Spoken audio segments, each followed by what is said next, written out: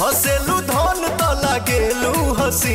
Bhojpuri industry के करता धरता पावर स्टार पवन सिंह के असली पावर का होखेला हुई गाना से पूरा भोजपुरी इंडस्ट्री के बता दलन। बिजोड़ गाना सोशल मीडिया पे गाना तहलका मचावता तबाही मचावता। जे नहीं के गाना सुनो एक बार गाना सुनो।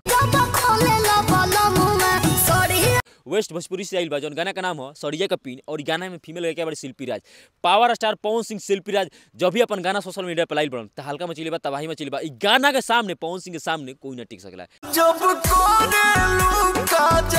गाना में कुछ बात रहेला कुछ क्वालिटी रहेला तबे गाना वायरल होला तबे पब्लिक पसंद करला। और गाना बिजोड़ बा भाई एक पीस गाना लाइल बड़न पवन और गाना के लिखल बड़े आशुतोष तिवारी म्यूजिक कंपोज के बड़े प्रियांशु सिंह। गाना एक पीस बा भाई। आशुतोष तिवारी जब भी गाना लिख के पवन सिंह के देले बड़न गाना वायरल होला। पियर फराक पवन सिंह के लिख के देले आशुतोष तिवारी उ गाना आज रिकॉर्ड बनल बा। प्रियांशु सिंह म्यूजिक डायरेक्टर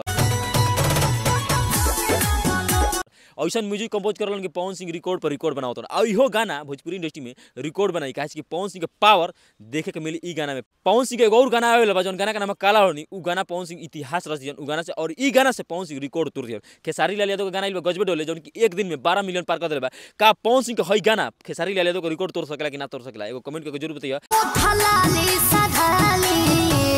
कैसे पवन सिंह के गाना के सामने कोई ना टिक सकला। और गाना में फीचरिंग कइले बड़ ईशानी घोष।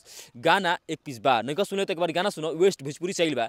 पवन सिंह के असली पावर का होखेला असली दम का होखेला ई गाना से पता चल जी। पूरा भोजपुरी इंडस्ट्री खेसारी लाल यादव के गाना से ना डोली पवन सिंह के गाना से डोली। और गाना सोशल मीडिया पर आग लेकर फैलत।